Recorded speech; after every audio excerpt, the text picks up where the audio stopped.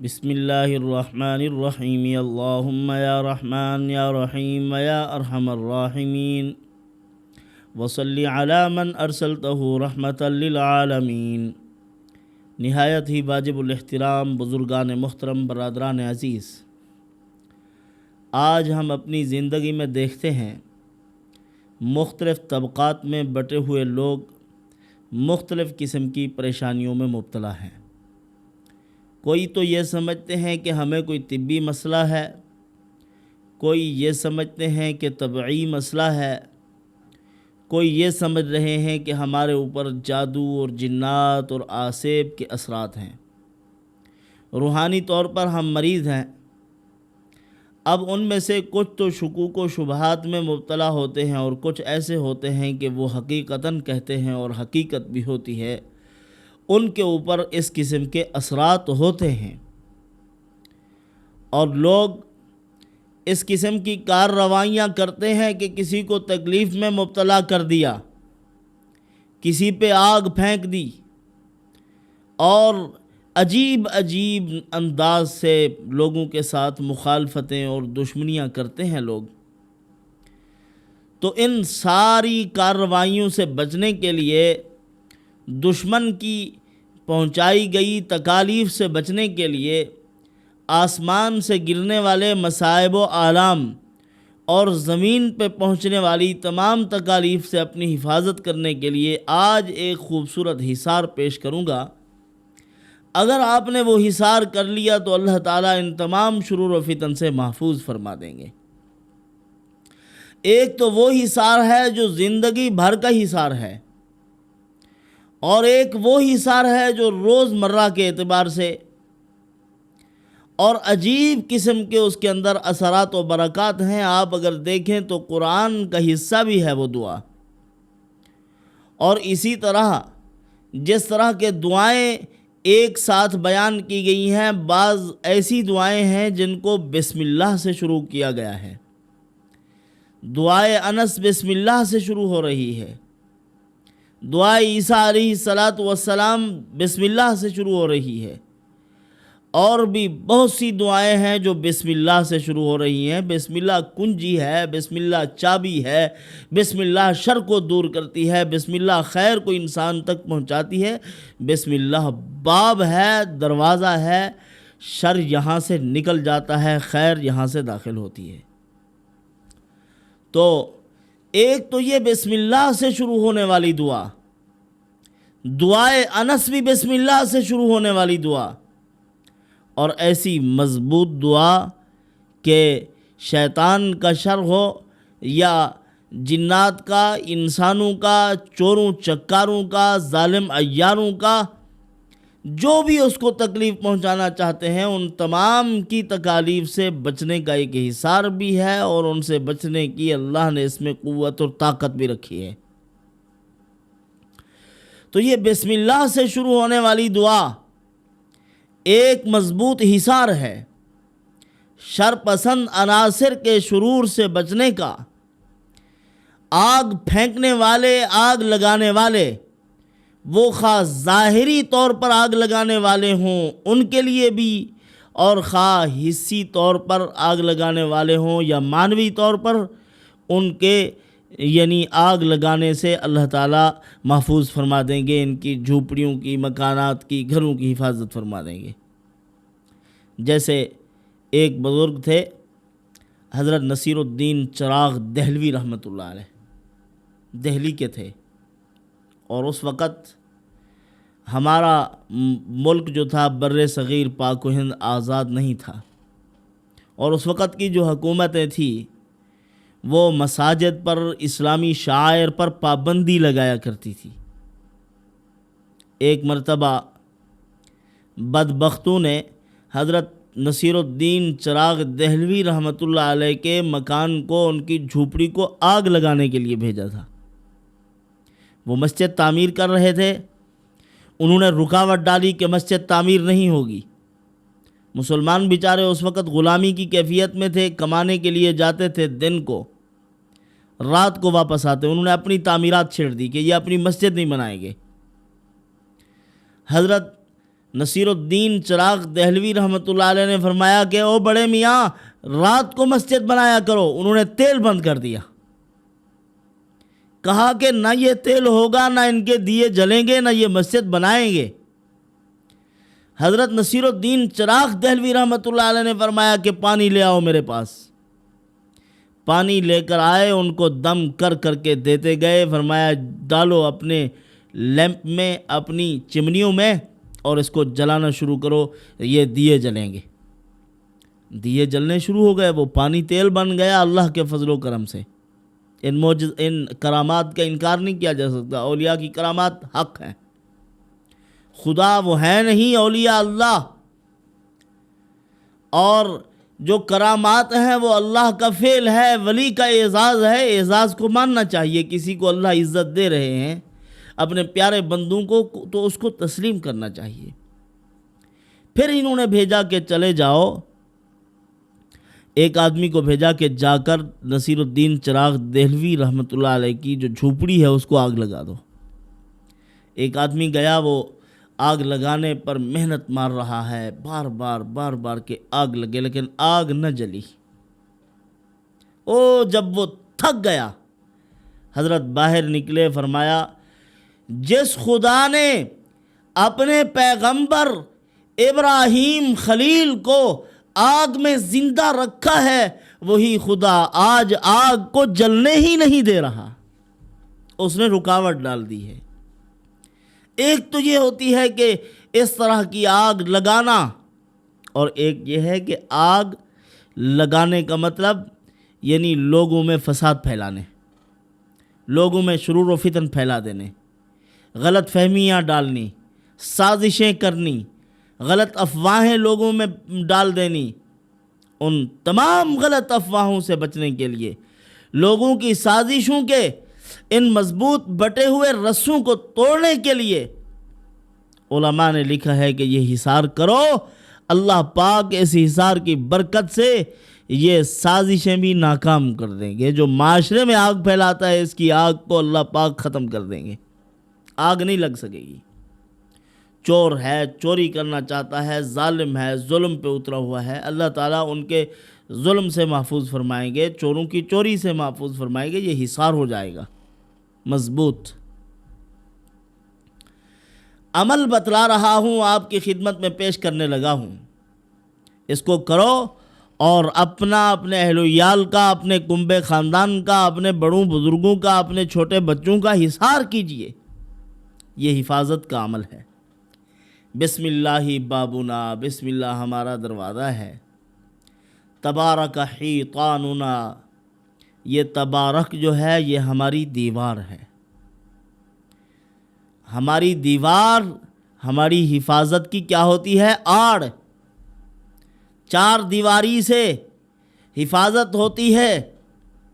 گھر کی چیزیں محفوظ ہوتی ہیں، گھر کا پردہ محفوظ ہوتا ہے. تبارک حیطاننا یاسین سقفنا، یاسین ہماری چھت ہے. کاف ہا یا عین صاد کفایتنا، حامیم عین سین قاف حمایتنا، فسیکفیکہم اللہ وہو السمیع العلیم. یہ ایک مضبوط حصار ہے.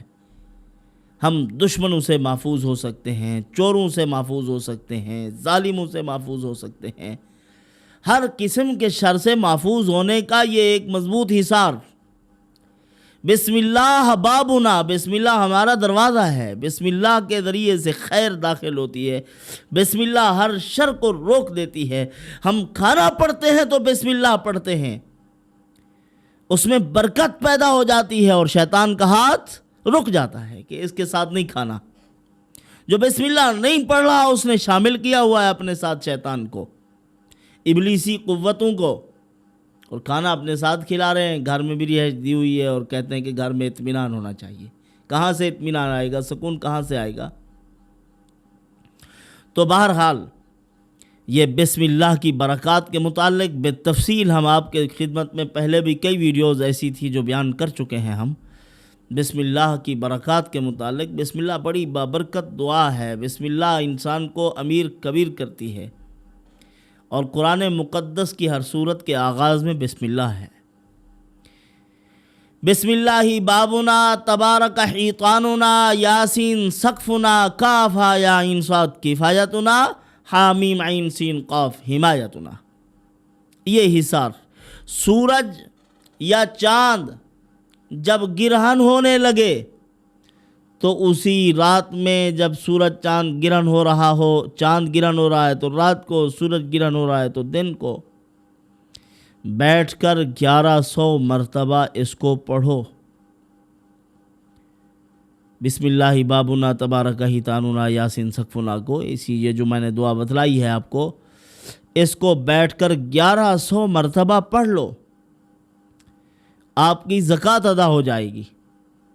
اور پھر جب بھی اس طرح کا معاملہ ہو، سال میں ایک مرتبہ پھر اس کو 1100 مرتبہ پڑھ لو۔ اور باقی اوقات میں، عام دنوں میں، سوتے ہوئے، اٹھتے ہوئے، بیٹھتے ہوئے، خطرناک مقامات پر جاتے ہوئے آپ یہ حصار کر لیں، اللہ تعالیٰ آپ کی حفاظت کر لیں گے، شرور سے بچ جائیں گے، چوروں چکاروں سے بچ جائیں گے آپ۔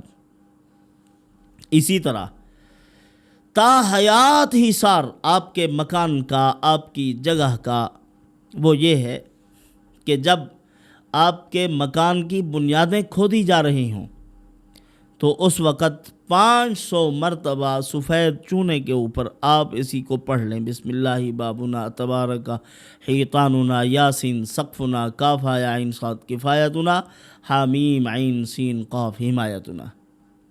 یہ 500 مرتبہ پڑھ کر اس پر پھونک مار کے بنیاد میں ڈال دیں، آپ کا حصار ہو جائے گا، آپ کا گھر محفوظ ہو جائے گا، چوری سے محفوظ، سازشوں سے محفوظ، بشرطے کہ حلال رقم کا بنا ہوا ہو، حرام رقم سے بنا ہوا نہ ہو۔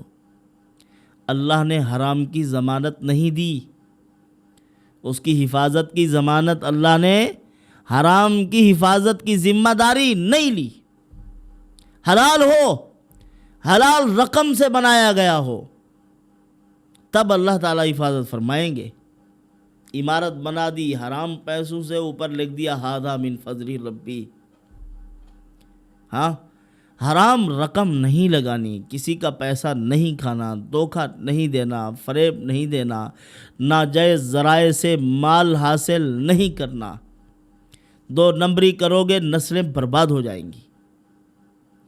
ایک مرتبہ ایک مالدار آدمی بیٹھا ہوا اپنے مال کا ذکر کر رہے تھے، لوگ اپنی پریشانیاں بتلا رہے تھے، تو اس نے بڑی بات کہہ دی چھوٹے منہ سے، کہنے لگا بابا تم تو یہ کہتے ہو کہ مال کہاں سے آئے گا، میں تو یہ سوچتا ہوں کہ مال لگاؤں کہاں، اتنا پیسہ ہے مجھے، پھینکنا پڑ جاتا ہے، میری 7 نسلیں کھائیں کم نہیں ہوگا۔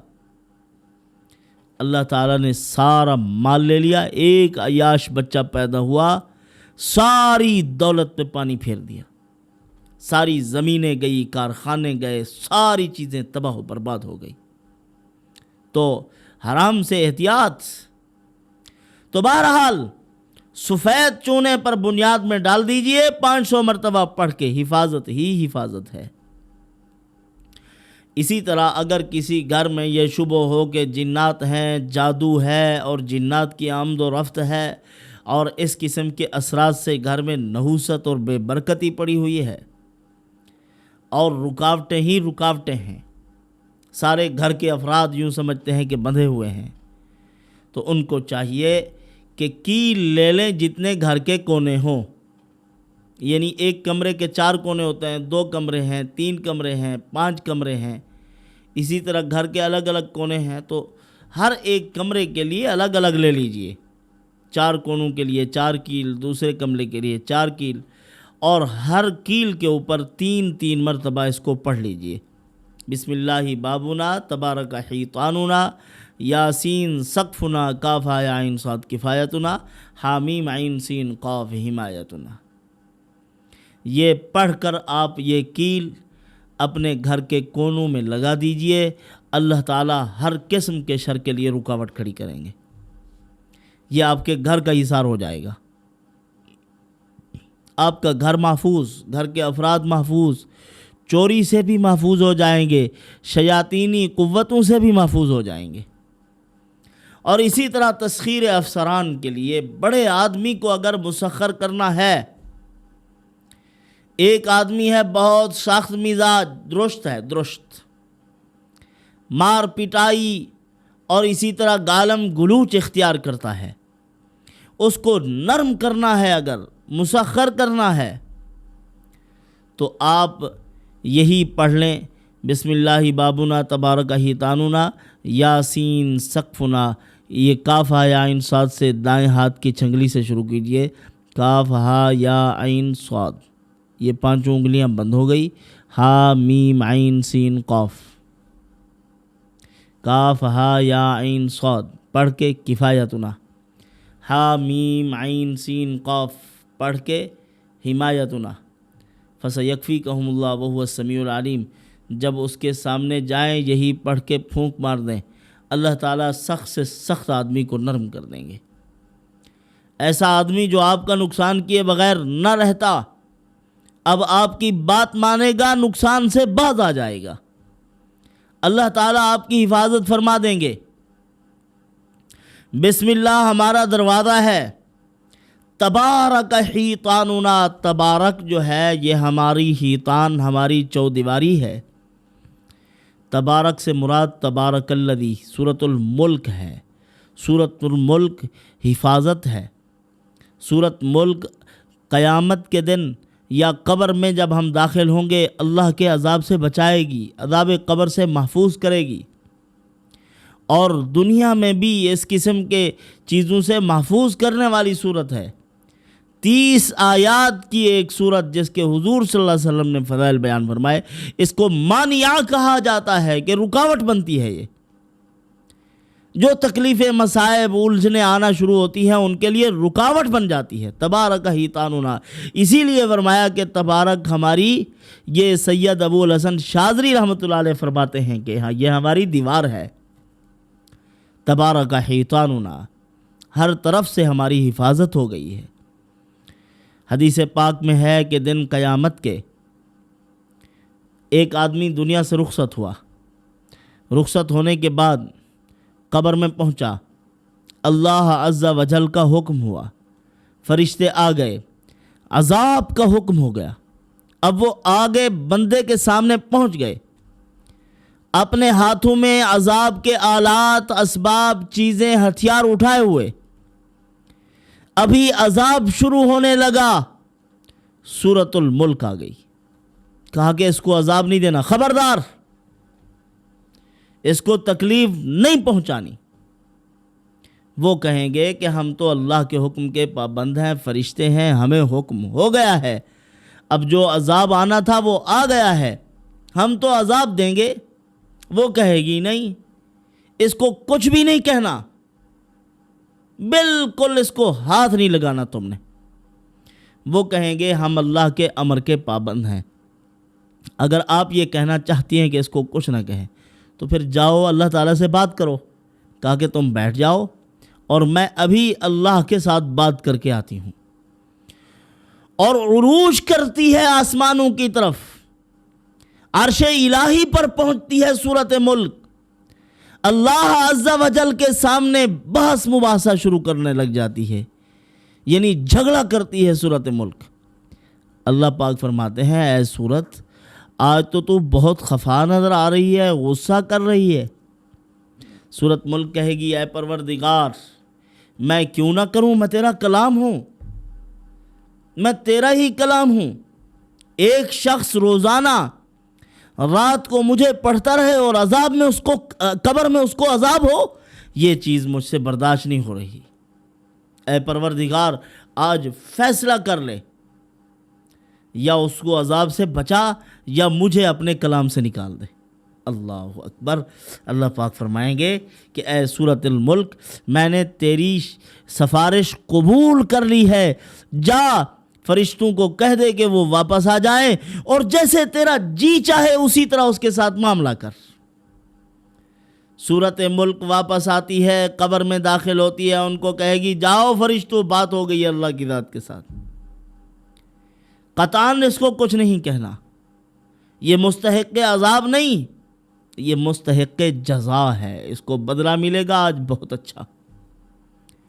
اور حکم ہوگا کہ جلدی کرو، اس کے لیے بستر بچھاؤ، جنت کا بستر بچھایا جائے گا، اس کو اسی بستر پر لٹا دیا جائے گا۔ سورۃ ملک اس کو کہے گی کہ اب تو سو جا، قیامت تک سویا رہے، پرسکون نیند سو، اب تجھے کوئی تکلیف نہیں پہنچا سکتا۔ عذاب قبر سے محفوظ جو صورت کر سکتی ہے، دنیا کے مصائب و آلام سے حفاظت نہیں ہو سکتی، خصوصیت ہے ان کی۔ آخرت کے عذاب سے جو بچا سکتی ہے، دنیا کے عذاب سے تو بدرجہ اولیٰ بچا سکتی ہے۔ تو ہمیں سورۃ ملک کا اہتمام کرنا چاہیے۔ اس مبارک سورت کو روزانہ بعد نماز عشاء پڑھنا چاہیے اور پڑھ کر سونا چاہیے۔ آپ سوئے رہو گے، یہ پہرا دے گی، آپ قبر میں پہنچو گے، یہ تمہارے ساتھ ہوگی۔ عذاب قبر کی اور قبر کی وحشت اور تنہائی کو دور کرے گی، تمہارے لیے انس اور سکون اور محبت کا باعث بنے گی، جلیس بنے گی تمہارے لیے۔ جیسے ایک آدمی اپنی بورنگ محسوس ہو رہی ہو تو کسی کے ساتھ بیٹھ کر وہ اپنا یعنی جس مزاج سے تنگ ہو رہا ہے اس کو دور کرنے کی کوشش کرتا ہے، اسی طرح سورۃ ملک بھی اس کے لیے بورنگ کو دور کرنے کا باعث بنے گی، بور نہیں ہونے دے گی، سکون کے ساتھ، امن کے ساتھ اس کو رکھے گی۔ تو اسی طرح یاسین سقفنا، یاسین ہماری چھت ہے، یاسین سقفنا، یاسین سے مراد پہلے بھی میں نے آپ کو بتایا، یاسین سے مراد محمد الرسول اللہ صلی اللہ علیہ وسلم کی ذات اقدس ہے۔ اللہ نے قرآن کے دل کو کائنات کے دل سے شروع فرمایا ہے، یاسین، سورۃ یاسین کو۔ تو علماء نے لکھا ہے جو صبح کے وقت میں سورۃ یاسین پڑھ لیتا ہے، شام تک وہ خوش رہتا ہے، سارے معاملات اس کے آسان ہو جاتے ہیں۔ تو یہ اس کے معمولات میں نے آپ کی خدمت میں پیش کر دیے ہیں، آپ اس کا اہتمام کریں، انشاءاللہ اس سے فائدہ اٹھائیے۔ والسلام وما علینا الا البلاغ۔